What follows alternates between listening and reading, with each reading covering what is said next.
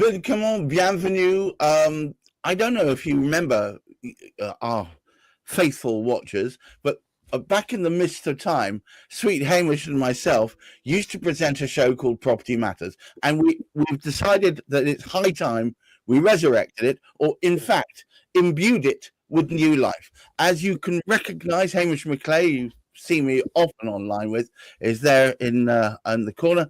And also we have the unique skills of Rowan Waller, the property pen, a man who is now basically rebirthed himself as the man who can write the most sense for the property market. More rebrands than Madonna. That's yes. Yes. So, but today's topic is going to be an interesting one.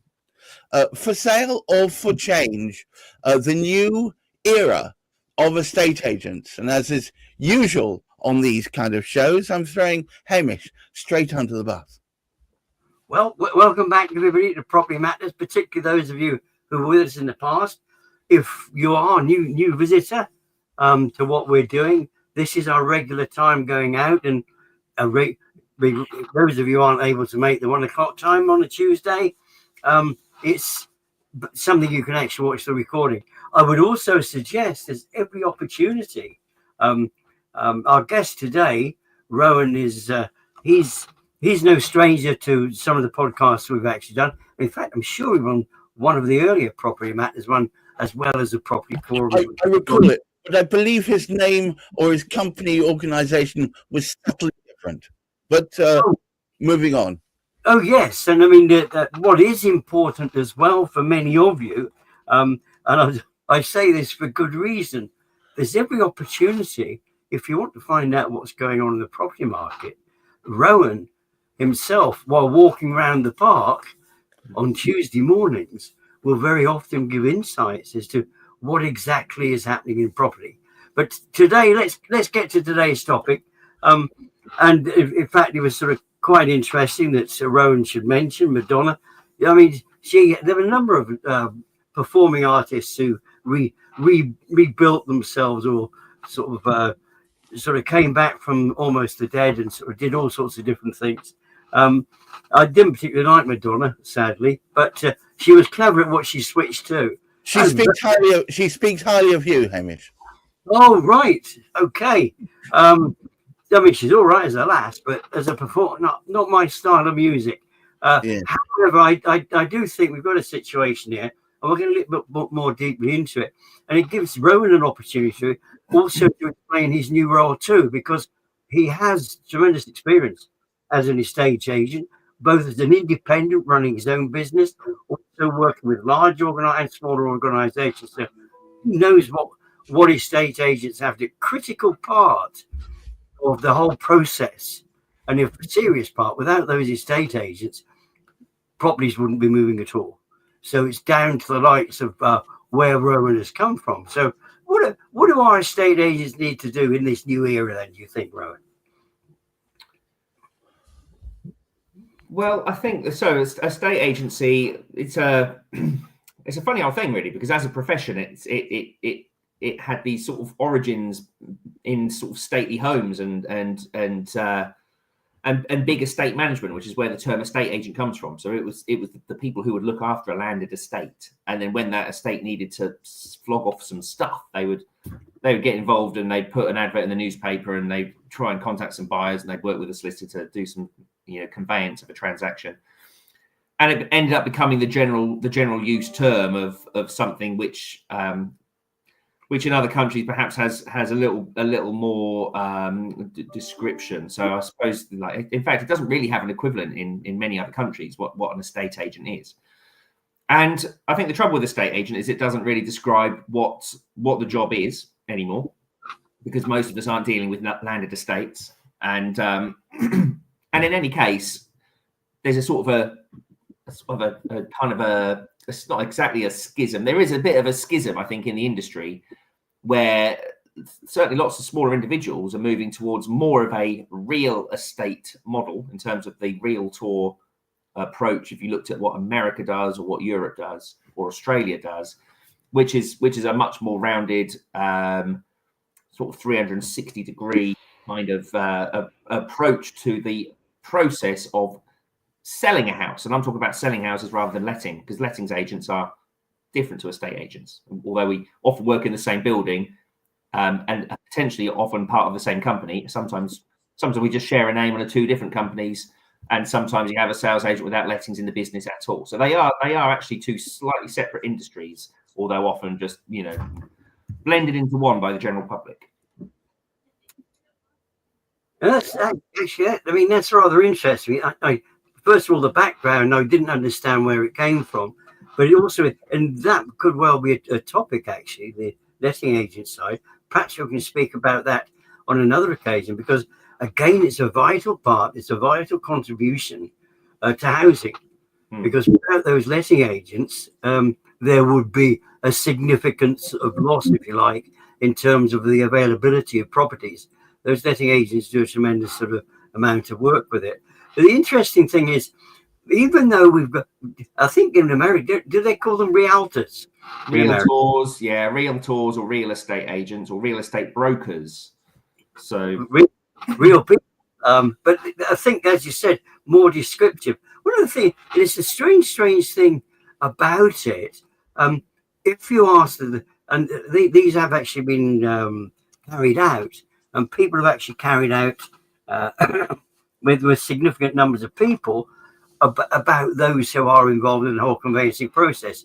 And for some strange reason, estate agents don't hold very good popularity stakes. I can't imagine why.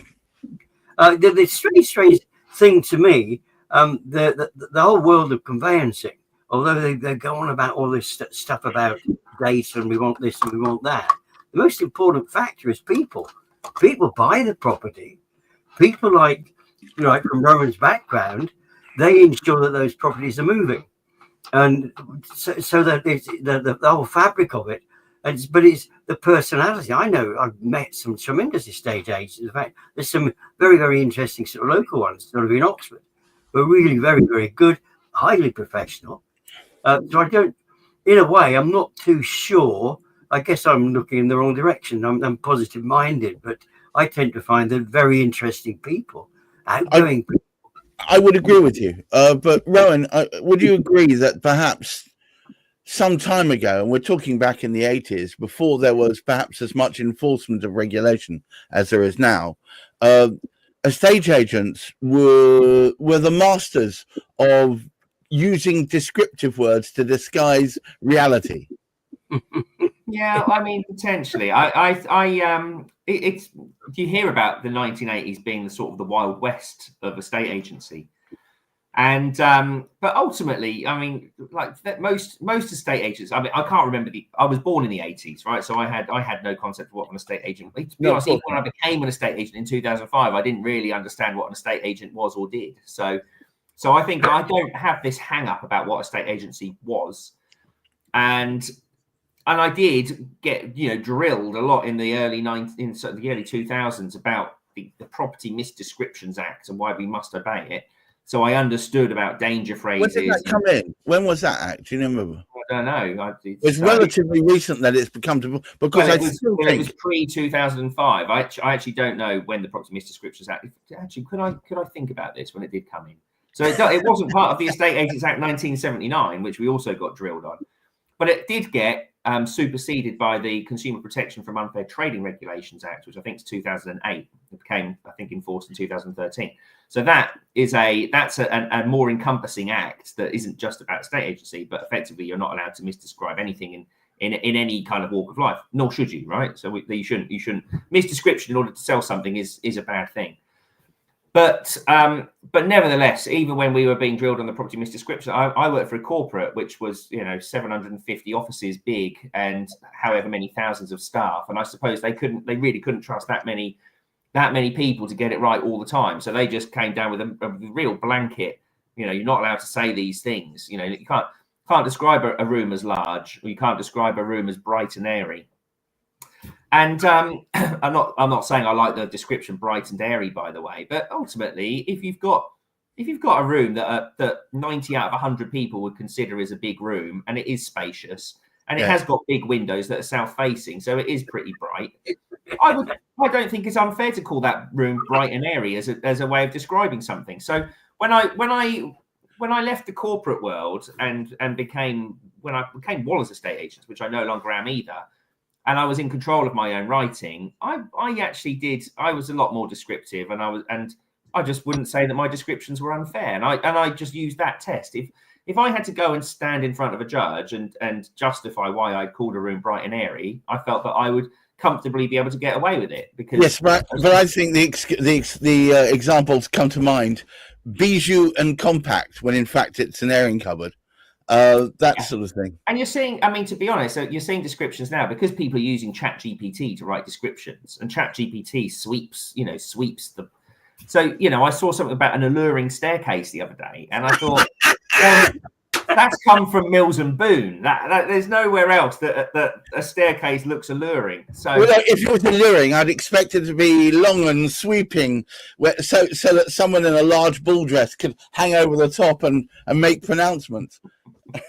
Well, yes, and I don't think it was that kind of staircase. I think it was a 1930s ex-council semi. So, Do you remember, Hamish? Do you remember when I think it was either Tesco's or one of the other ones had ambient meat? Oh no! It was described as ambient. Ambient meat, maybe ambient fish. In fact, we could probably say that Gareth's stair. Well, it's not. I don't know how one to describe it. It's not exactly a staircase. His slide. But he's got a slide in his house as a way down. So that would be a good one, Rowan, to actually pick up on when you have the sale of that. There can't be many people with slides. I know it is. I'm not sure it adds to resale value, but I don't think you need to call it an alluring slide if you find one either. No, it's the fastest way to get the breakfast. That's for sure. When I was working in automotive, a design engineer, very very interesting design engineer actually. He, in actual fact, removed his staircase because he didn't like it, and he put in a step ladder. And okay, that was perfectly okay because he was living on his own. I don't know if he ever got into rebuilding the staircase, but it's not that, because I feel, and we've got a lot going on at the moment. In fact, tomorrow we'll be speaking about my IPSA podcast. We're going to be speaking about the importance of people within that transaction, because people buy because of emotional reasons. So they really need somebody. In fact, they need several people within that process of buying their property or even selling their property. They need somebody who can help them with that particular experience of being sort of emotional about what's going on. And somebody experienced, like a sort of from Rowan's angle, they know about the properties, they know how to engage people and help them get the property they want, because people buy the properties they feel that they want. Whether they need it or not is another matter. But I mean, that must be an interesting thing to try and sort of switch it around, because getting people to buy the right properties. But it's the most important thing I feel within the processes are the people that you meet on the journey through that buying and that sort of selling.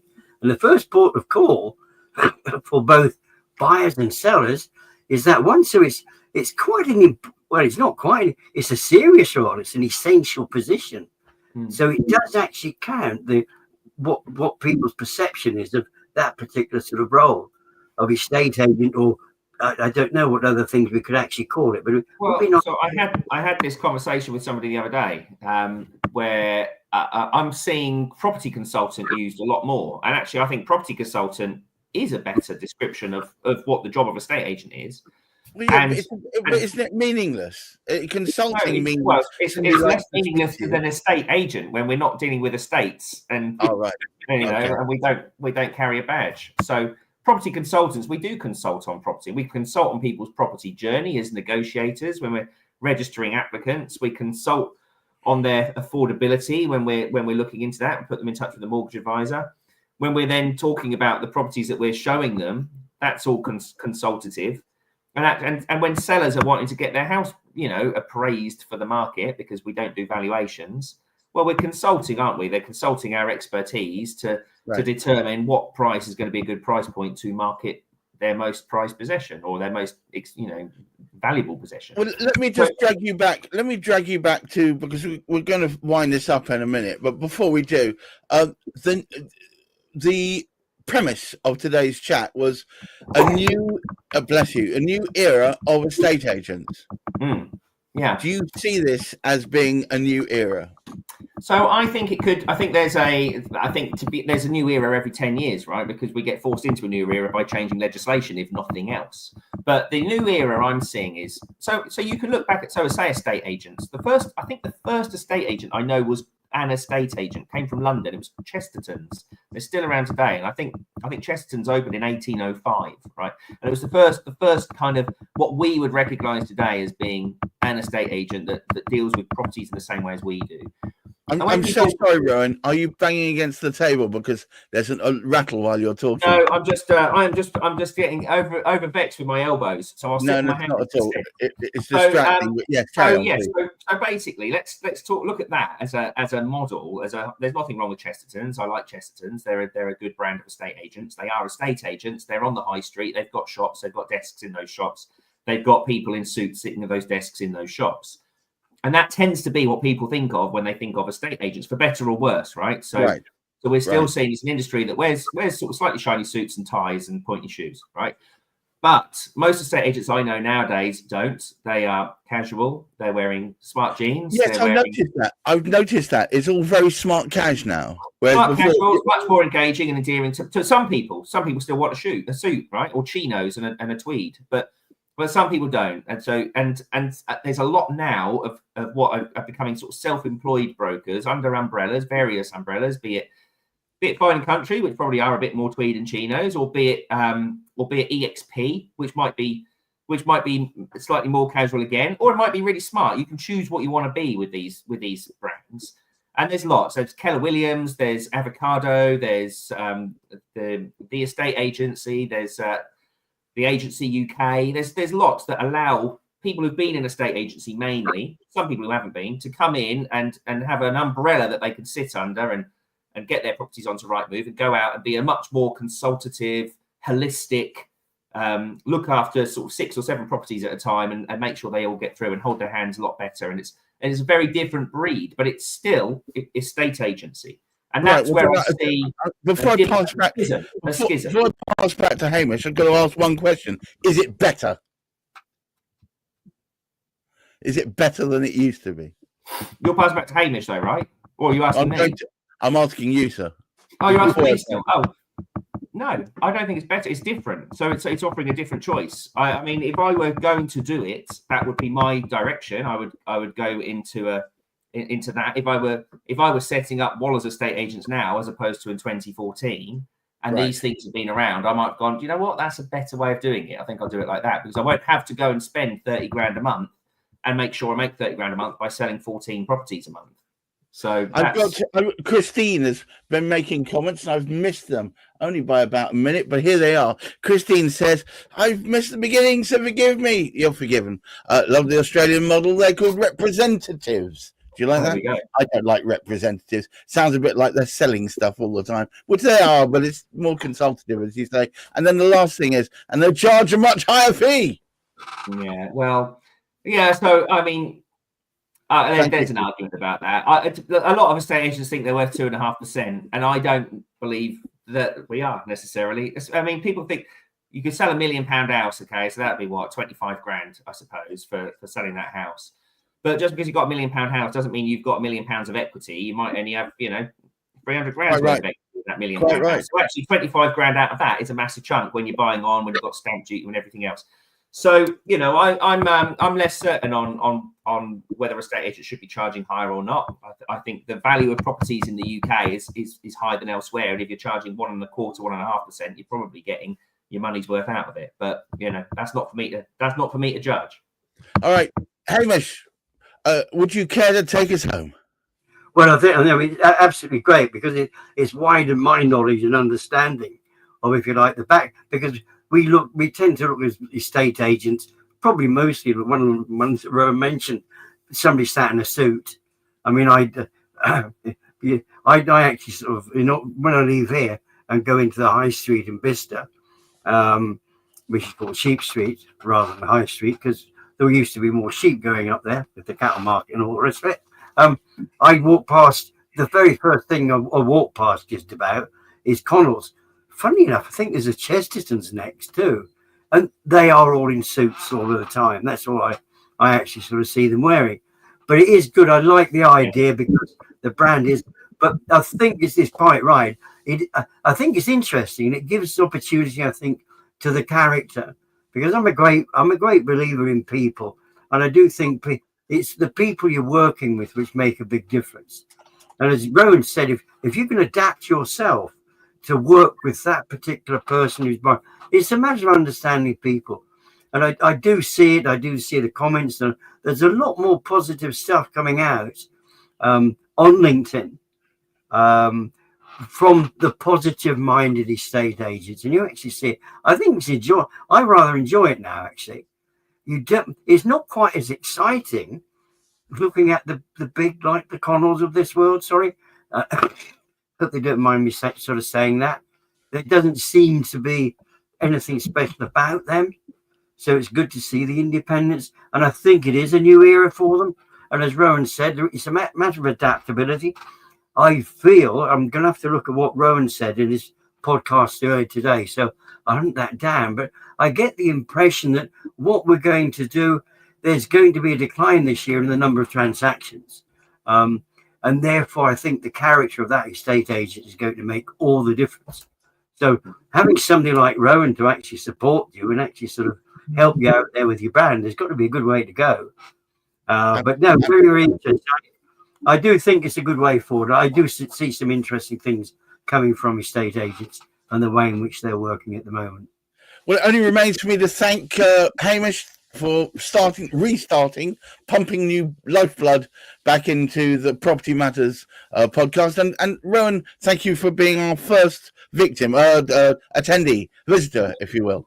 And I wish all of you watching this, watch out, because we're going to be delving more into what makes the property game less of a game and more of a business, or maybe not. We'll see. Until the next time, keep your feet on the ground, keep reaching for the stars, and please look after that mental health. Until next time, goodbye.